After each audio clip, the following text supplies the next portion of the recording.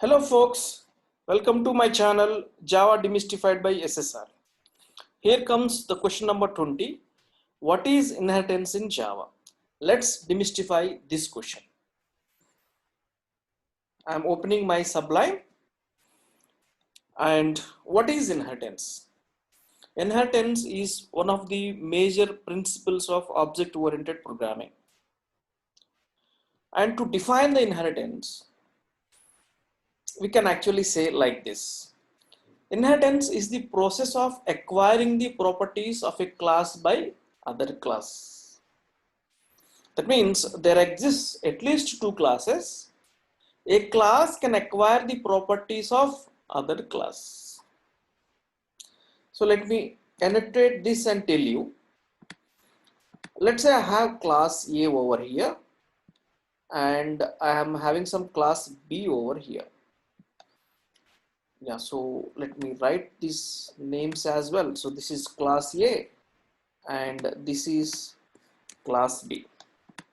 Now a class acquires the properties of other class. Let's assume here the class B acquires the properties of this class A. Okay, so definition wise we have to understand like this. A class acquires the properties of other class. Now the class from which the properties are acquired is called a superclass or a parent class or a base class.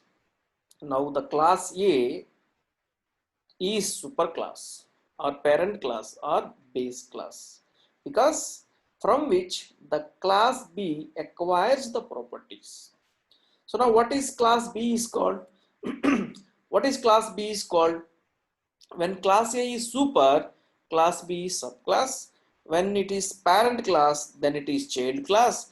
When it is base class, then it is derived class. Okay, yeah. So now this inheritance is also considered as a relationship. So whenever you have some hierarchical classification, this inheritance relationship can be found. So this relationship is called is a relationship or generalization by specialization relationship.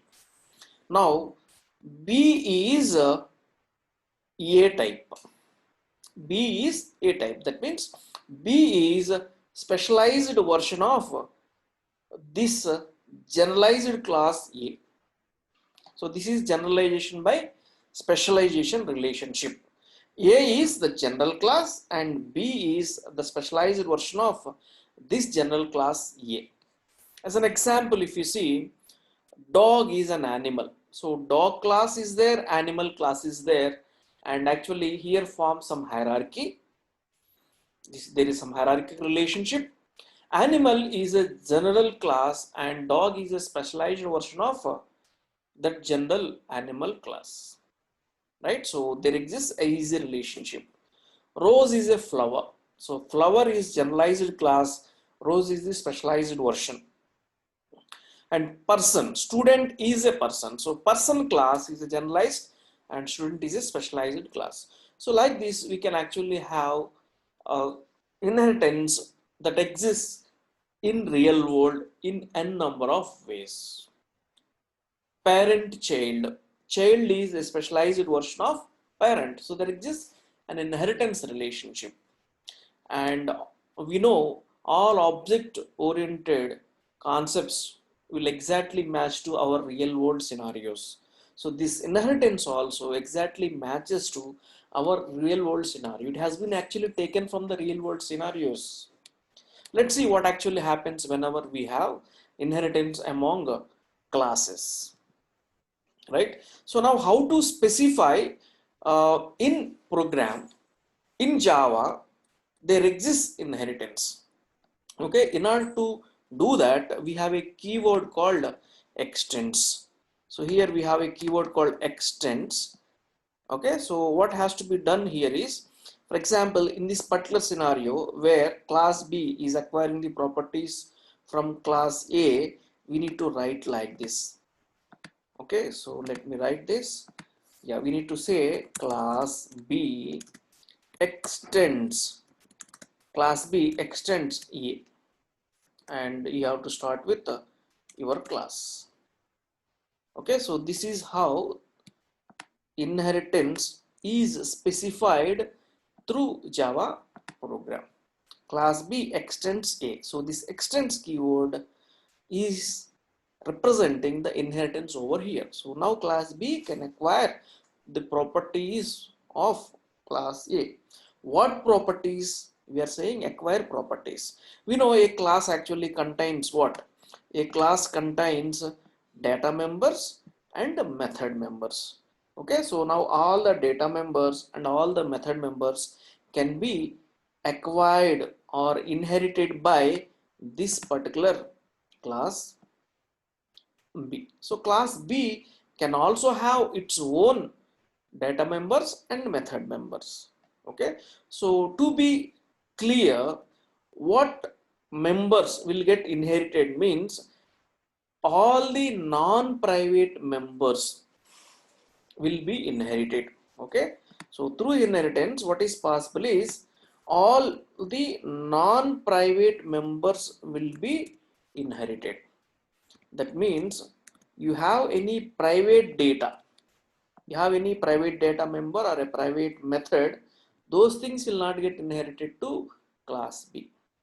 Only non-private members, that means you have protected members, you have public members, unspecified members, all these members are uh, available for the derived class, the inherited class or the child class. Okay, now whenever inheritance happens, what actually happens? What actually happens to class B, the child class? What it gets? Okay, in real world also, children will actually acquire properties of their parents, right? What kind of properties they will acquire? Of course, there are certain behavioral properties and there are some physical properties. The children can actually get all the houses, lands, cash which are owned by their parents. That is, that will get acquired automatically and also as per law, right? And children will get actually some behavioral properties from their parents as well. So this actually happens in the real world. So in a program and in the language Java, what actually will be acquired by this particular class B, and what class B can do is, yeah, so here three things that are possible with inheritance. Whenever there exists inheritance among classes, three things are possible. The class B, the child class, can acquire all the properties of parent class. To be uh, to be frank, only non-private members will get inherited, and then the class B can have its own features. The class B can have its own features. Okay, and then the class B can redefine the behaviors which are inherited from this particular class A as well. So this concept is actually called overriding. Okay, what are the three things that are possible? See, what are all the data members and method members which are non-private, those can be inherited to class B. And class B can have its own data members and its own methods. And then third thing, class B can override or redefine the behaviors inherited from its parent. So let's say there are some 10 methods which are inherited. All the methods will have behaviors or implementations, and class B can actually redefine the behaviors of all those 10 methods or few methods or whatever it may be. So that possibility is also there. Okay, yeah, so these three things will actually happen through inheritance. Then we have different kinds of inheritance possible. We have single inheritance, multi-level inheritance, hierarchical inheritance, multiple inheritance, and hybrid inheritance. So let me tell you one by one. Single inheritance is an inheritance where a derived class has a single parent. So now A and B, so this is an example of a single inheritance.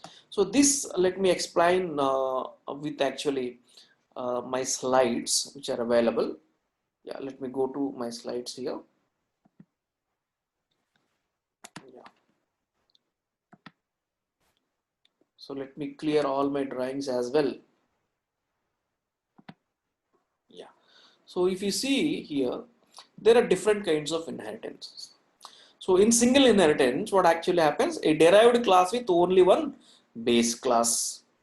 Now the derived class is B and base class is A. So the derived class has only one parent, right? So this is called single inheritance. So this is the most common inheritance that is found. Yeah. So now coming to multi-level inheritance. Multi-level inheritance is a chain actually, a chain of inheritance. See, for example, take a student, and student is a person. Person comes under a category of animals, or person is a human otherwise, and all humans are animals, and all animals are mammals actually. I can actually have an hierarchy defined. So at the top mammals, then animals, then humans, then actually a kind of a man and student. Okay, so like that we can have a bigger hierarchy. Okay, so that can be represented as a multi-level inheritance. So here more than two classes, then it is a multi-level. So you can have a bigger hierarchies as well. So now here you can see A, B, C. What actually happens here? B derived from A and C derived from B. So now how to define the process of deriving a class from other derived class is multi-level inheritance. The process of deriving a class from other derived class. So now I am deriving class C from other derived class B, which is actually derived from the class C. So this is a 3-level hierarchy. You can have n-level hierarchy as well.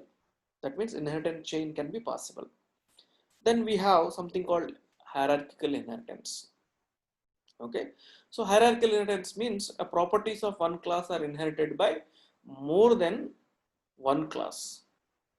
Okay, so now that means there is one base class and there are n number of parents. Okay, so one tree and can having n number of branches, something like this. So this is hierarchical inheritance.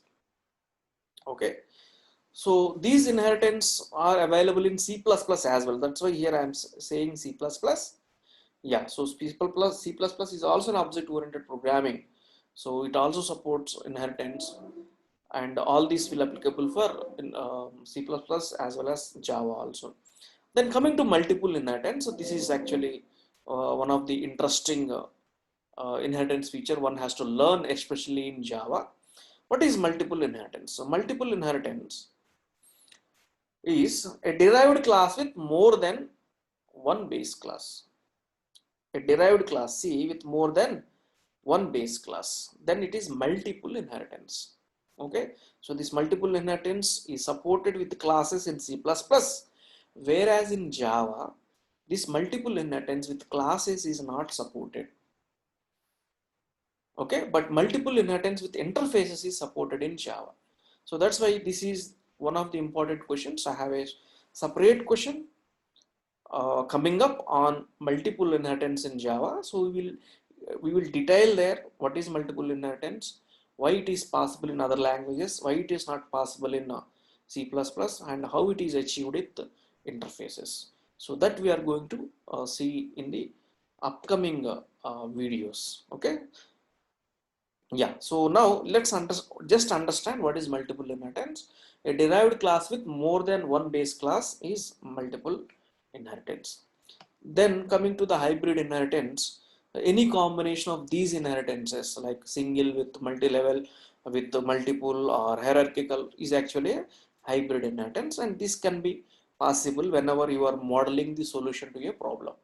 Okay, so all these things will come actually as part of modeling your solution to a problem. That is nothing but designing the solution to a problem. So there you have to see what are the relationships among these classes. Is it easy relationship? Is it association? Is it aggregation?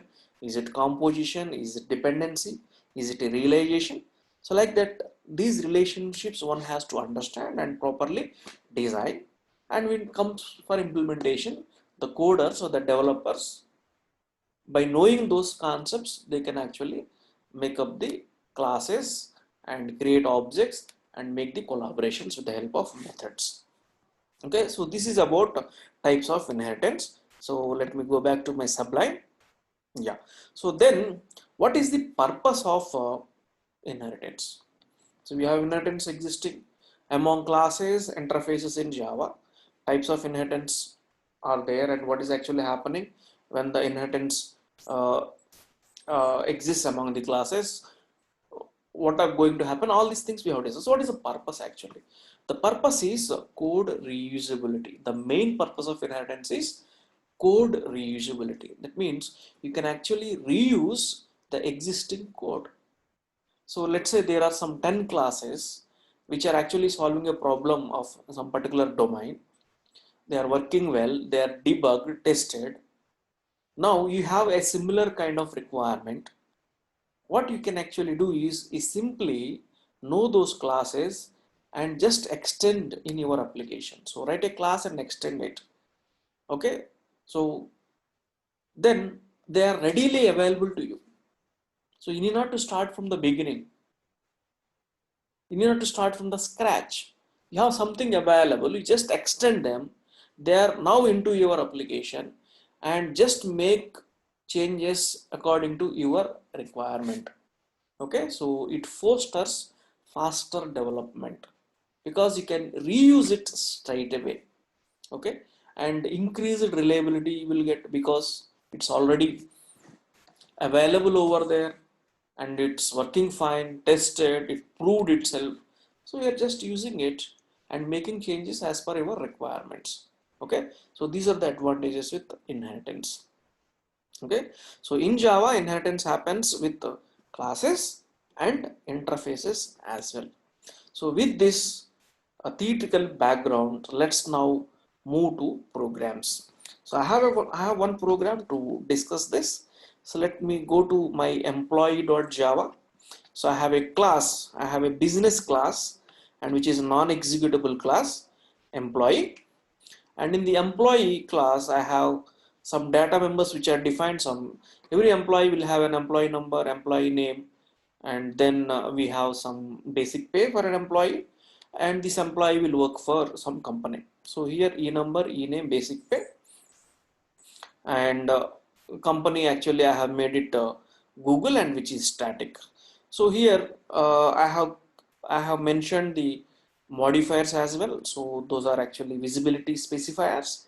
Int and name are actually unspecified. Their scope will be up to a package, and basic pay is protected. That means it should be accessible within a package, and it should be accessible to the child classes of this particular employee. That's what protected means.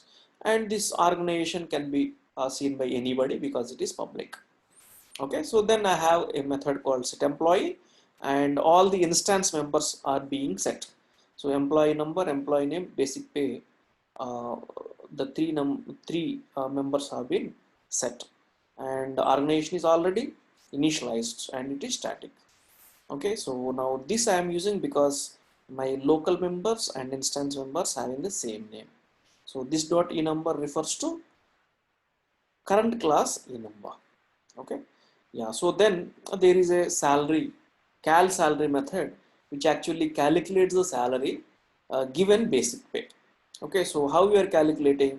So we have a local variable double salary which is equals to basic pay plus basic pay into 55 by 100. So that means the salary will be based on the basic pay, right? Basic pay plus and basic pay into 55%. So let us assume HRA is 30% and DA is 25%, total 55.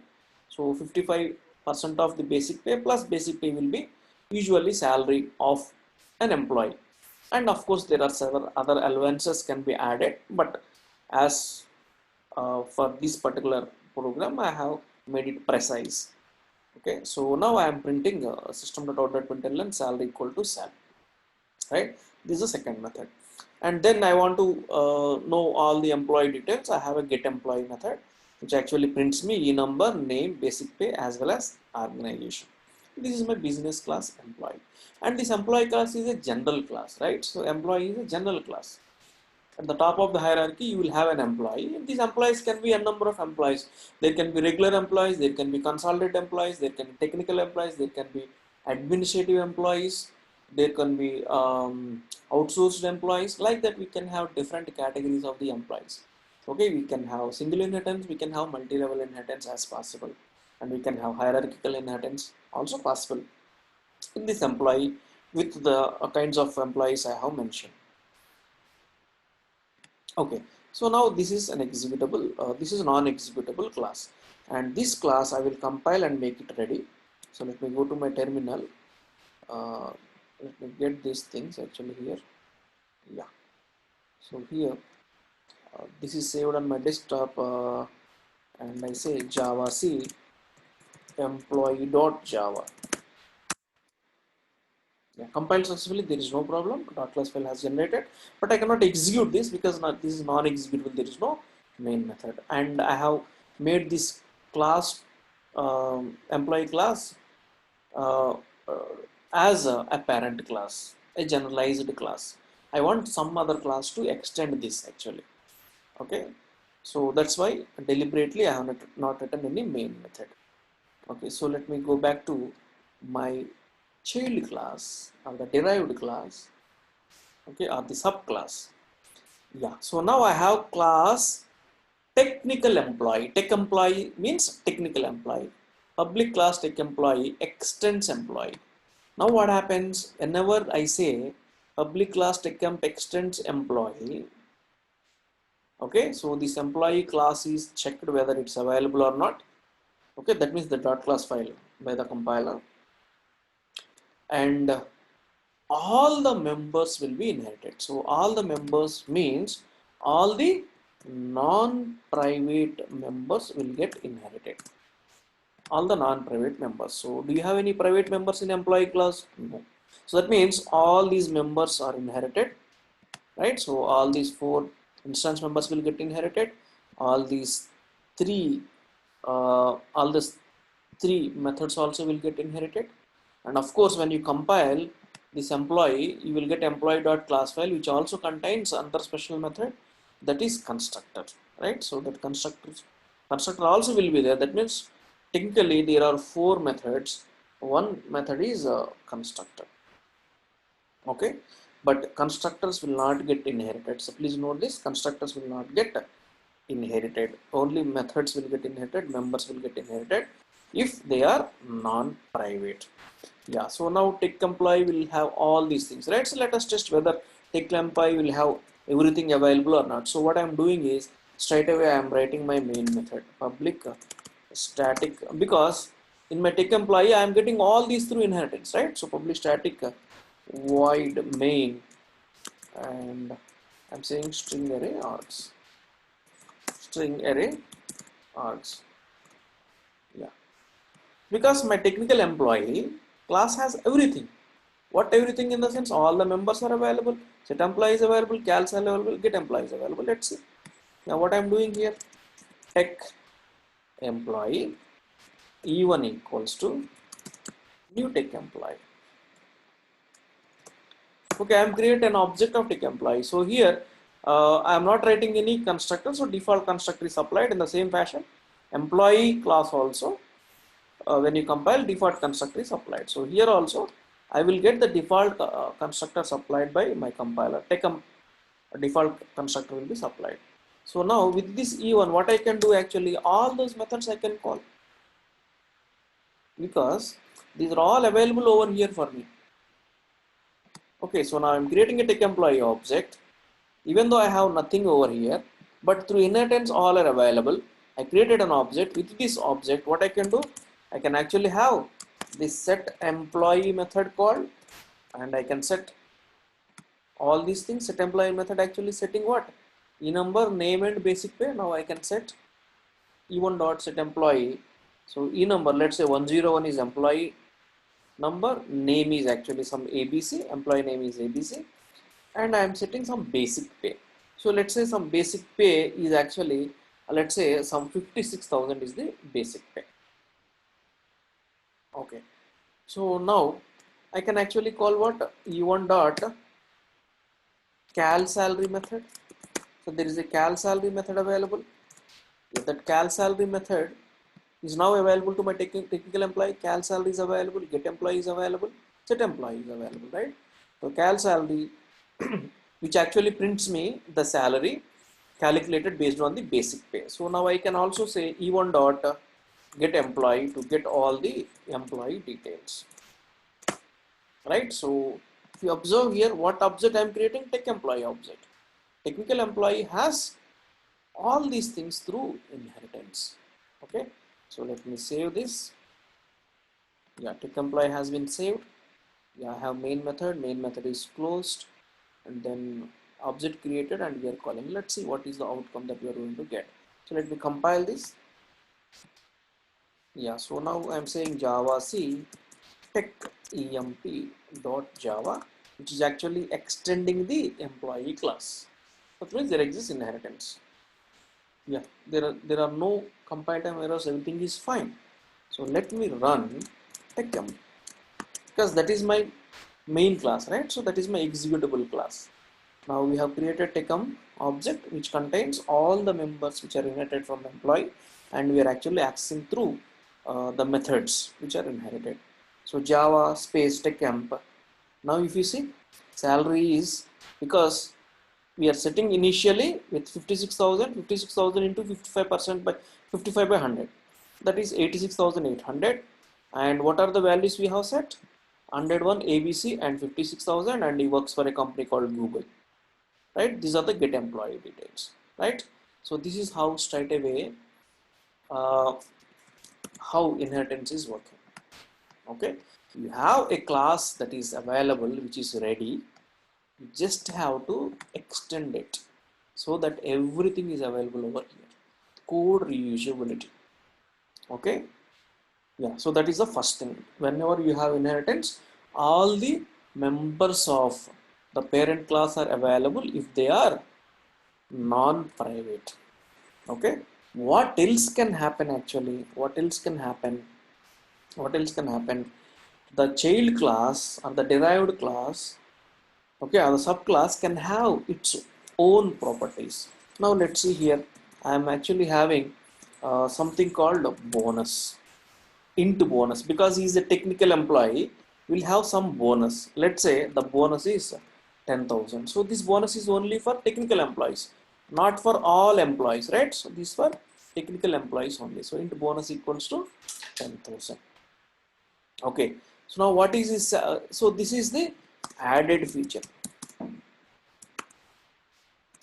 Now the child class can have its own methods, right? Let's have a method called get bonus.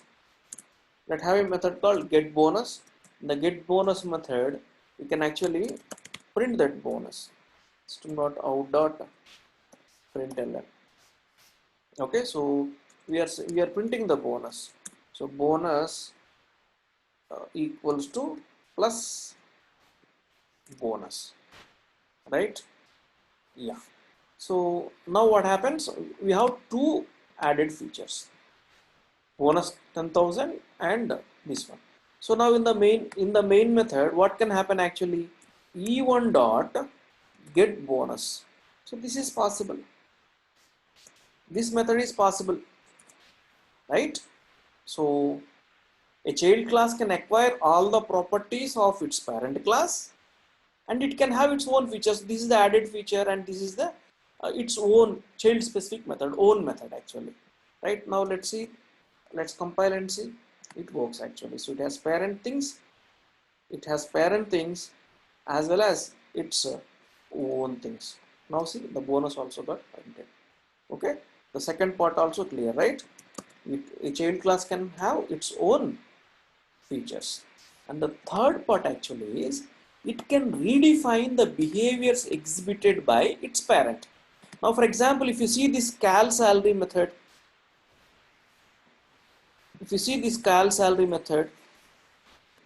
yeah, so this cal salary method is calculating the salary, right?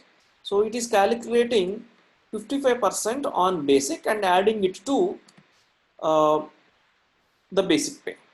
But here for technical employee, salary is different. He has 10,000 bonus. So whenever we are calculating the salary should be plus bonus, right? So what are the bonus that has been added, that also we have to add, and that will be the salary, right? That will be the salary. So here what I am doing, whatever the method which actually acquired inherited from the parent, I am redefining, so overriding. Okay, here it is redefined. So this is the third thing that can happen actually uh, with the inheritance. You can redefine the behaviors of the parent class. Okay, this is actually called overriding. So at the rate override, we have annotation. We can actually specify whenever you are overriding. So that helps actually the compiler to understand you are actually overriding the method. Okay, so now this salary will be including bonus. Okay, so this is the redefining the behaviors provided by parent class. Okay, let me save this, and now see the salary will be different. So earlier we are seeing the salary as 86,000, right? Now the salary will be, yeah, so somewhere something is missing. Yeah, so what happened now? So this cal salary method we have not closed. Yes, I am closing that. Yes. Okay, now go here and clear everything. So compile Java ctech employee.java, then Java tech emp. It should be there already, right? Yeah, Java tech emp. Now see the salary is 96,800. Earlier it is 86,000. Okay, so we have redefined the cal salary method. So these are the three things that are possible through inheritance. The child class can acquire all the properties of parent class which are non-private, and it can have its own features added, members, methods, etc., and it can redefine the behaviors provided by its parent. So this is actually going to happen with the inheritance. Okay, what is inheritance? Inheritance is the process of acquiring properties of a class by another class. Hope you have understood inheritance in detail, and there are more videos are coming in association with inheritance, polymorphism, and super. So please stay tuned for videos from this channel. If you like my explanation, please like my videos, share, and subscribe. Thank you, and thanks for watching.